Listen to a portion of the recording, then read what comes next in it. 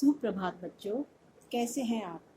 आज मैं आपको हिंदी पाठ 4 गिल्लू पढ़ाऊंगी। आप भी अपनी अपनी पुस्तक निकाल लो, साथ साथ मेरे आप भी पढ़ेंगे। Page number 28। इस पाठ की जो लेखिका है वह है महादेवी वर्मा। महादेवी वर्मा एक बहुत बड़ी लेखिका थी और वो पशु पक्षियों से बहुत ज़्यादा प्रेम प्यार करती थी। उनके घर में बहुत से पशु उन्होंने पाले हुए थे। किसी भी पशु को यदि वह घायल अवस्था में देखती थी, उसे अपने घर ले आती थी, उसका उपचार करती थी और फिर उसे वो पाल लेती थी। ठीक है, तो ये उन्हीं का एक घर में रहने वाला जीव है गिल्लू। जैसे कि नाम से शायद आपको अनुमान हो गया होगा गिल्लू क्या था। गिल्लू एक गिलहरी थी, छोटी सी, तो वो उन्होंने अपने घर में पाली। हम शुरू करते हैं। आप ध्यान रखिए, यहाँ पे हमें आपकी फिंगर होनी चाहिए, उंगली होनी चाहिए अर्थ शब्द पर मैं कौन सा शब्द पढ़ रही हूँ। अगर आप किताब लेके बैठेंगे तो मुझे ज़्यादा अच्छा लगेगा। ठीक है। सोन जूही में आज एक पीली कली लगी है। उसे देखकर अनायास ही उस छोटे जीव का स्मरण हो आया जो इस लता की सघन हरितिमा में छिपकर बैठता था और फिर मेरे निकट पहुँचते ही कंधे पर कूद कर मुझे चौंका देता था। तब मुझे कली की खोज रहती थी, पर आज उस लघु प्राणी की खोज है, परंतु वह तो अब तक इस सोन जूही की जड़ में मिट्टी होकर मिल गया होगा और कौन जाने स्वर्णिम कली के बहाने वही मुझे चौंकाने ऊपर आ गया होगा। वो बता रही हैं लेखिका कि आज सोन जूही एक लता है, लता होती है फूलों की, जिसमें कि आज एक पीली लगी है, पीली कली लगी हुई है। उसे देखकर उनको एकदम से एक छोटे से जीव का याद आ गया जो उसकी हरियाली में, उस लता की हरियाली में छिपकर बैठता था और फिर जैसे ही वो वहाँ पहुँचती थी लेखिका, उनके कंधे पर कूदकर उन्हें चौंका देता था। उस वक्त उनको कली की खोज रहती थी, लेकिन आज उन्हें उस लघु प्राण की खोज है कि वो छोटा सा जीव कहाँ है। परंतु अब तक तो वह उस सोन जूही की जड़ में मिट्टी में समा गया होगा और कौन जाने उसी स्वर्णिम कली के बहाने वो उनको चौंकाने के लिए उस मिट्टी से ऊपर आ गया होगा। अचानक एक दिन सवेरे कमरे से बरामदे में आकर मैंने देखा 2 कौवे एक गमले के चारों ओर चोंचों से छुआ छुअवल जैसा खेल खेल रहे हैं। यह काक भुषंडी भी विचित्र पक्षी है, एक साथ समादरित, अनादरित, अति सम्मानित, अति अवमानित। यानी एक दिन जो है लेखिका सुबह अपने बरामदे में आई तो देखा 2 कौवे जो हैं गमले के आसपास घूम रहे हैं, जैसे लुका छुपी खेलते हैं ना आप लोग, जैसे लगा वो वही खेल खेल रहे हैं। अब उनको लगा कि ये क्या कर रहे हैं, वो पास जाकर उन्होंने देखा। अब उनको काक भुषंडी भी अजीब सा, काक भुषंडी मतलब कौवा जो है एक अजीब जीव होता है। एक कभी कभी तो उसे आदर मिलता है, कभी कभी वो अनादरित हो जाता है, कभी वो बहुत ज़्यादा सम्मानित हो जाता है और कभी बहुत ज़्यादा अवमानित, मतलब उस समय उसे सम्मान नहीं मिलता। हमारे बेचारे पुरखे न गरुड़ के रूप में आ सकते हैं, न मयूर के, न हंस के। उन्हें पितृपक्ष में हमसे कुछ पाने के लिए काक बनकर ही आना अवतीर्ण होना पड़ता है। इतना ही नहीं, हमारे दूरस्थ प्रियजनों को भी अपने आने का मधुर संदेश इनके कर्कश स्वर में ही देना पड़ता है। दूसरी ओर हम कौवा और काऊ काऊ को अवमानना के अर्थ में ही प्रयुक्त करते हैं। अब वो कह रही है कि जो हमारे पुरखे हैं, पुरखे कौन होते हैं, जैसे आपके दादा, उनके पिता, जो हमारे बड़े हैं, दादा परदादा जो मृत्यु को प्राप्त हो चुके हैं, तो वो कैसे आएंगे हमारे पास। गरुड़ के रूप में भी नहीं आ सकते, मयूर के रूप में भी नहीं आते हैं, हंस के रूप में भी नहीं आते हैं। और पितृपक्ष में जब उन्हें कुछ पाना होता है, किसके रूप में आते हैं, कौवे के रूप में आते हैं। आपने देखा होगा जब श्राद्ध लगते हैं ना नवरात्रों से पहले, तो आपके घर में श्राद्ध किया जाता होगा, दादा परदादा किसी के नाम का भी, तो जो है कौवे को खीर पूरी भोजन दिया जाता है और कहा जाता है उस कौवे के माध्यम से ही हमारे जो पूर्वज हैं या हमारे जो पितृ हैं उनको भोजन प्राप्त होता है। और कभी कभी दूर दूर के जो हमारे मेहमान आने वाले होते हैं, प्रियजन आने वाले होते हैं, उनके आने की सूचना भी हमें कौन देता है, कौवा ही देता है। जब कौवा होता है ना, जब वो काँव काँव करे सुबह सुबह, तो देखो कहते हैं ना, अरे आज कोई हमारे घर में मेहमान आने वाला, क्योंकि हमारे घर में कौवा जो है काँव काँव कर रहा है। यानी उनके आने की सूचना भी हमें कौन देता है, कौवा ही देता है। मेरे काक पुराण के विवेचन में अचानक बाधा आ पड़ी, क्योंकि गमले और दीवार की संधि में छिपे एक छोटे सी जीव पर मेरी दृष्टि रुक गई। निकट जाकर देखा, गिलहरी का छोटा सा बच्चा है जो संभवतः घोंसले से गिर पड़ा है और अब कौवे उसमें सुलभ आहार खोज रहे हैं। काक दवे की चोंचों के 2 घाव उस लघु प्राण के लिए बहुत थे। अतः वह निश्चेष्ट सा गमले में चिपटा पड़ा था। सबने कहा, कौवे की चोंच का घाव लगने के बाद यह बच नहीं सकता, अतः इसे ऐसे ही रहने दिया जाए। परंतु मन नहीं माना। उसे हौले से उठाकर कमरे में लाई, फिर रुई से रक्त पहुँचकर घावों पर पेंसिलिन का मरहम लगाया। रुई की बत्ती दूध में भिगोकर जैसे तैसे उसके मुंह में लगाई, पर मुंह खुल न सका और दूध की बूंदें दोनों ओर लुढ़क गई। अब उन्होंने कहा, मैं जो कौवों का पुराण आपको बता रही हूँ उसमें एकदम से बाधा आ गई, क्योंकि गमले और दीवार के बीच में उन्होंने देखा एक छोटा सा जीव है, वो पड़ा हुआ है। पास जाकर देखा तो वो क्या था, एक गिलहरी का छोटा सा बच्चा, जो कि घोंसले से नीचे गिर गया था। और कौवे क्या कर रहे थे, सुलभ आहार, मतलब कोई मेहनत नहीं करनी पड़ रही, उनको वो आहार खुद ही मिल गया, उसको खाने की चेष्टा कर रहे थे। अब सबने कहा कि कौवे की अगर चोंच का घाव इस पर लग जाएगा तो ये तो जिंदा तो बचेगा ही नहीं, इसलिए इसको ऐसे ही रहना दिया जाए। लेकिन जो लेखिका है महादेवी वर्मा, वो बहुत ज़्यादा पशुओं के प्रति या पक्षियों के प्रति बहुत करुणा भाव रखती थी। तो उन्होंने क्या किया, उनका मन ही नहीं माना कि वो उसे ऐसे मरने के लिए छोड़ दें। वो उसको उठाकर अपने कमरे में लाई, रुई से सारा पोंछा, उसके रक्त सारा साफ करा और फिर उसको रुई की बत्ती बनाकर उसको दूध पिलाने का प्रयत्न किया। लेकिन उसका मुंह खुल ना सका, क्योंकि वो घायल था ना, तो उसका मुंह ही नहीं खुला और उसकी जो बूंद थी, दोनों दूध की दोनों बूंदें जो हैं उसके मुंह से बाहर लुढ़क गई। कई घंटे के उपचार के उपरांत उसके मुंह में एक बूंद पानी टपकाया जा सका। तीसरे दिन वह इतना अच्छा और आश्वस्त हो गया कि मेरी उंगली अपने 2 नन्हे पंजों से पकड़कर नीचे कांच की से इधर उधर देखने लगा। 3-4 मास में उसके स्निग्ध रोएं, झब्बेदार पूंछ और चंचल चमकीली आंखें सबको विस्मित करने लगी। अब बहुत उपचार, मतलब इलाज, 3-4 घंटे के, कई घंटों के इलाज के बाद उसके मुंह में एक बूंद पानी टपकाया जा सका, यानी वो थोड़ा सा ठीक हो गया। और तीसरे दिन वो इतना अच्छा हो गया, इतना स्वस्थ हो गया, इतना आश्वस्त हो गया, उन लोगों पर उसको इतना विश्वास हो गया कि अपनी जो लेखिका की जो उंगली थी वो अपने छोटे छोटे नन्हे पंजों से उसने पकड़ने का प्रयत्न करने लग गया और अपनी कांच की मोतियों जैसी चमकीली आंखों से इधर उधर देखने लगा। 3-4 महीने में ही उसके स्निग्ध रोएं, झब्बेदार पूंछ और चंचल चमकीली आंखें सबको विस्मित करने लगी, मतलब सबको हैरान करने लगी। हमने उसकी जातिवाचक संज्ञा को व्यक्तिवाचक संज्ञा का रूप दे दिया और इस प्रकार हम उसे गिल्लू कहकर बुलाने लगे।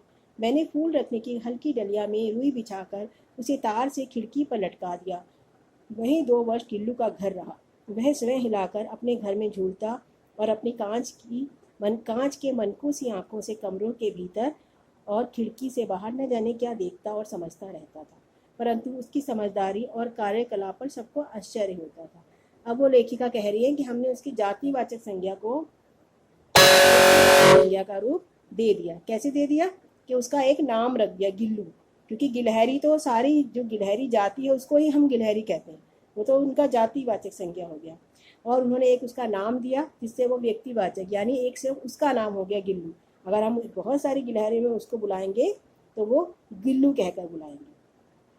और एक फूल की जिसमें फूल रखते हैं ना, डलिया, पूजा की फूल रखते हैं, उसमें छोटी सी डलिया में रुई बिछाकर उसका एक घर बना दिया और उसे तार से खिड़की पर टांग दिया। अब वहीं बैठे बैठे खिड़की से ही बाहर पता नहीं क्या देखता था, समझता था और बहुत सारे कार्यकलाप करता रहता था। जब मैं लिखने बैठती तब अपनी ओर मेरा ध्यान आकर्षित करने की उसे तीव्र इच्छा होती थी कि उसने एक अच्छा उपाय खोज निकाला। वह मेरे पैर तक आकर सर से पर्दे पर चढ़ जाता और फिर उसी तेजी से उतरता। उसका दौड़ने का यह क्रम तब तक चलता जब तक मैं उसे पकड़ने के लिए ना उठती।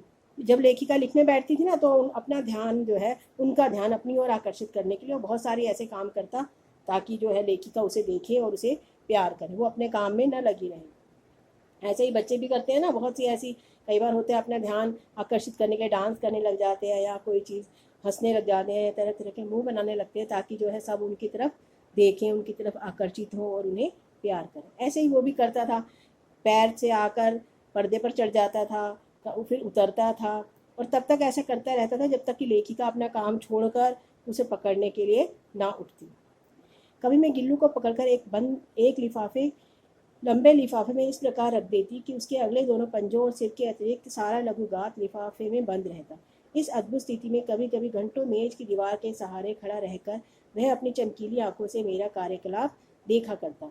भूख लगने पर चिक चिक करके मानो वह मुझे सूचना देता और काजू या बिस्किट मिल जाने पर उसी स्थिति में लिफाफे से बाहर वाले पंजों से पकड़कर उसे कुतरता रहता। और कभी कभी लेखिका क्या करती थी, एक लंबे लिफाफे में उसको डाल देती थी जिसमें उसका सिर बाहर रहता था और आगे के दोनों पंजे बाहर निकाल कर आराम से सब कुछ देखता रहता था। और फिर लेखिका जो है क्या करती थी, भूख लगने पर जो वो चिक चिक करता था तो उसे काजू दे देती थी, काजू या बिस्किट, और वो उसी लिफाफे में ही बैठे बैठे ही अपने दोनों जो हाथ होते हैं बाहर निकले रहते थे, उसी से उनको उतरता रहता। फिर गिल्लू के जीवन का प्रथम वसंत आया। नीम चमेली की गंध मेरे कमरे में आने लगी। बाहर की गिलहरियां खिड़की की जाली के पास आकर चिक चिक करके न जाने क्या कहने लगी। गिल्लू को जाली के पास बैठकर अपने पन से बाहर झांकते देखकर मुझे लगा कि इसे मुक्त करना आवश्यक है। मैंने कीले निकालकर जाली का एक कोना खोल दिया और इस मार्ग से गिल्लू ने बाहर जाने पर सचमुच मुक्ति की सांस ली। इतने छोटे से जीव को घर में पले कुत्ते बिल्लियों से बचाना भी एक समस्या थी।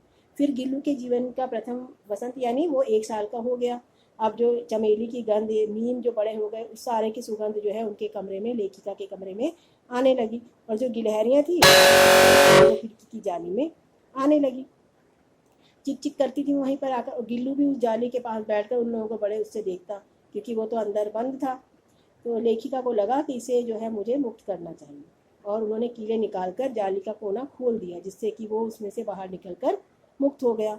और वो भी बाहर, गिल्लू भी बाहर जाकर बहुत उसने चैन की एक सांस ली।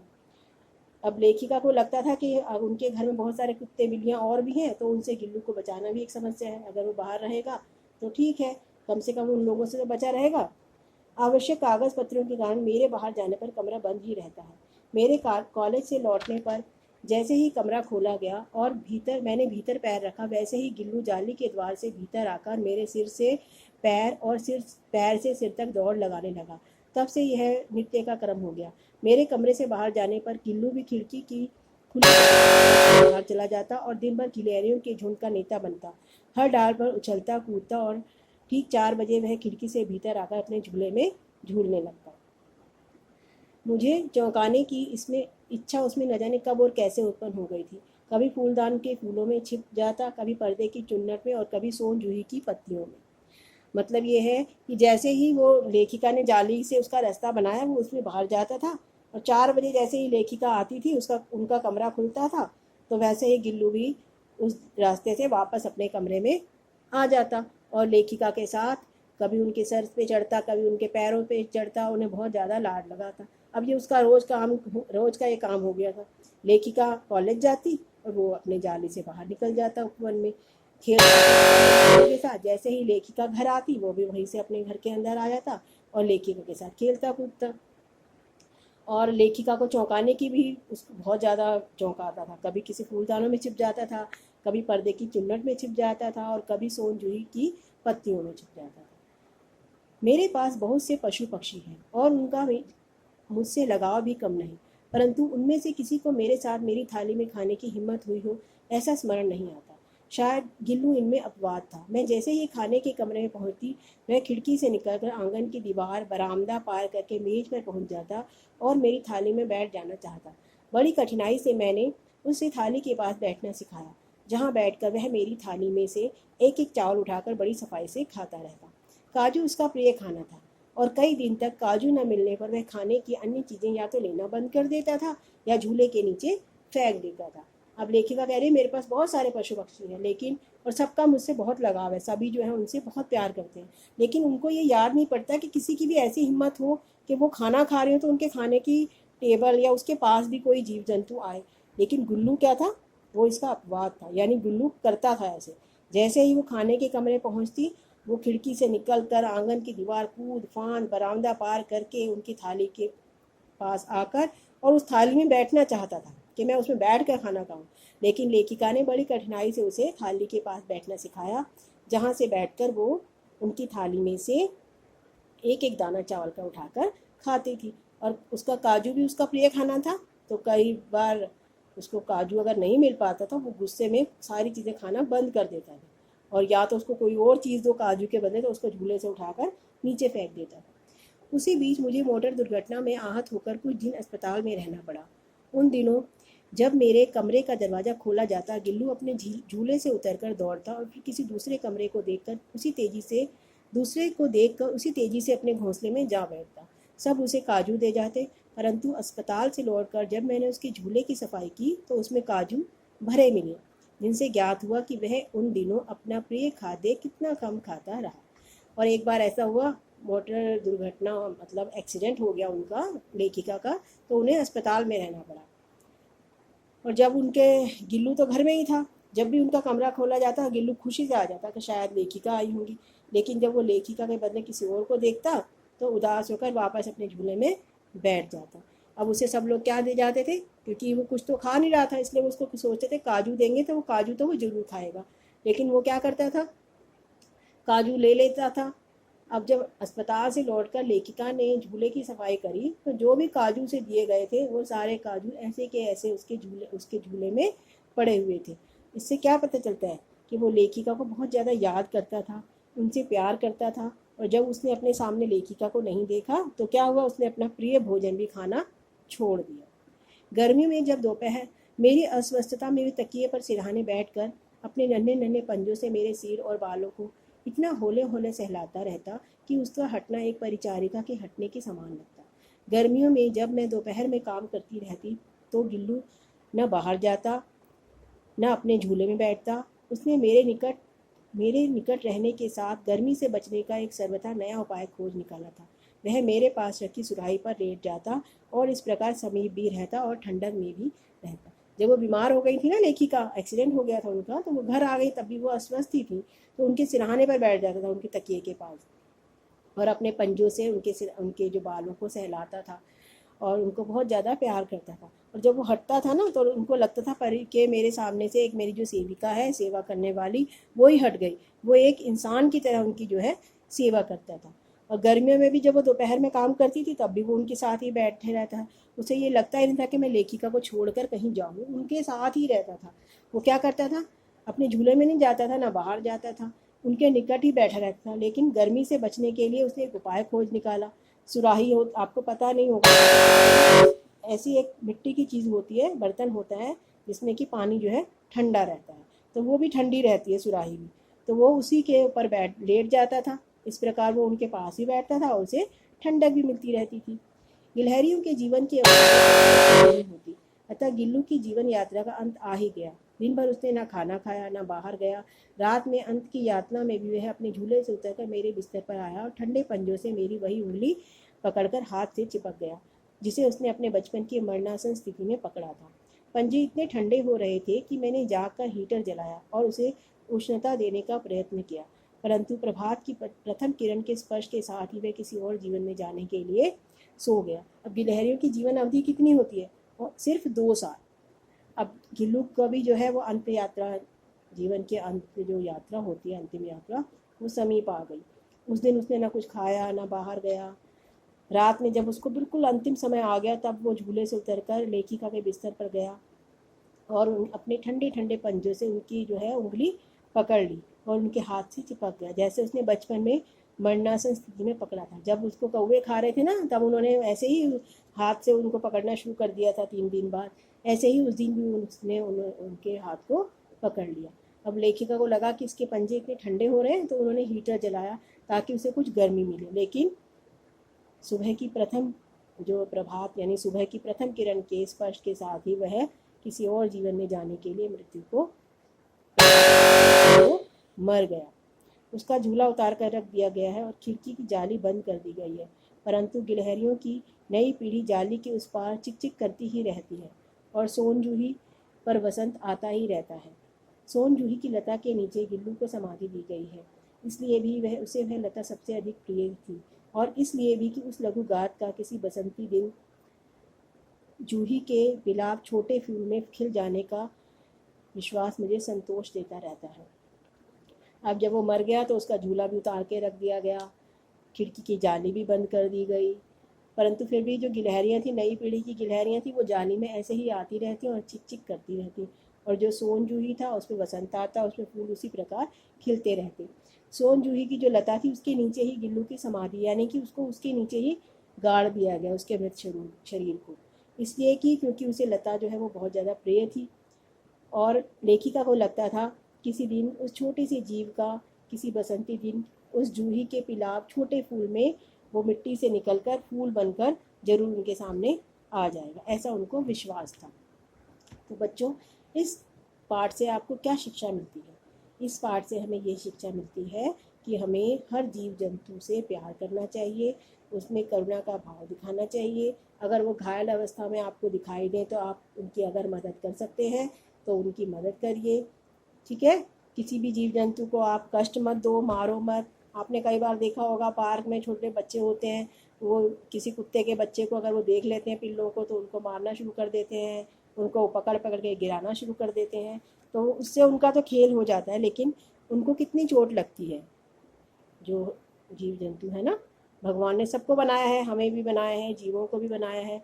जैसे हमारा इस पृथ्वी पर रहने का अधिकार है, उसी प्रकार सभी जीवों का इस पृथ्वी पर रहने का अधिकार है। इसलिए आप किसी भी जीव को मारेंगे नहीं, जीव जंतुओं से प्यार करेंगे, उनका ध्यान रखेंगे, ठीक है। और कई लोगों ने अपने घर में जरूर कुत्ते बिल्ली पशु पक्षी पाले होंगे। पक्षियों को तो आप नहीं पालो, क्योंकि पक्षियों को बंधन में नहीं रखना चाहिए। बाकी कुत्ते बिल्ली आप पाल सकते हैं, ठीक है। चलिए अब हम इसका शब्द अर्थ एक बार पढ़ लेते हैं। अनायास, अपने आप, बिना प्रयास के, यानी जिसके लिए हमें कोई कोशिश ना करनी पड़े। हरितिमा, हरियाली। छुआ छुअवल, छुपन छुपाई। स्मरण, याद। स्वर्णिम, सुनहरी। काक, कौआ। अवमानित, अपमानित या तिरस्कृत। आश्वस्त, जिसे विश्वास हो गया हो। गात, शरीर। आहत, घायल। यातना, अति कष्ट या पीड़ा। समाधि, जहाँ शव को दफनाया गया हो। संधि, मेल। विस्मित, हैरान। नित्य, प्रतिदिन। परिचारिका, सेविका। उष्णता, गर्मी। पिलाब, पीली चमक। ये इसके शब्दार्थ हैं, और अब आपको कॉपी में इसके शब्दार्थ करने हैं। प्रश्न उत्तर मैं आपको बाद में करवाऊंगी। चलिए अब आप लोग अपना ध्यान रखिए, मास्क पहनिए, बाहर मत घूमो, अपनी पढ़ाई पर ध्यान दो। अगर आप घर में भी रहें, जितना भी आपको कार्य करवाया जा रहा है वो सारे कार्य को पूरा करें, ठीक है। चलिए, आपका स्वास्थ्य अच्छा रहे, आप खुश रहें, अपने कार्य को पूरा करें। धन्यवाद, बाय।